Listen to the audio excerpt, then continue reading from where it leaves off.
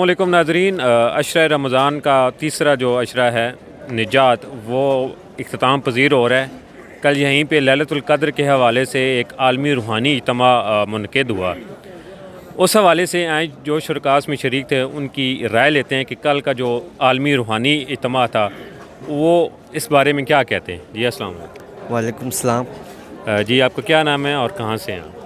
मेरा नाम मोहम्मद शाफ़ी और मैं इस्लामाबाद से हूँ। अच्छा मोहम्मद शफ़ी, ये बताएं कि कल जो आलमी रूहानी इज्तिमा था उस हवाले से आप अपनी कैफियत बयान करके किस तरह देखें, जैसे आम मस्जिद में हम जाते हैं, वहाँ पे हम बस बैठे रहते हैं, वहाँ हमें सीखने को कुछ नहीं मिलता, बस वहाँ अपनी इबादत करते हैं।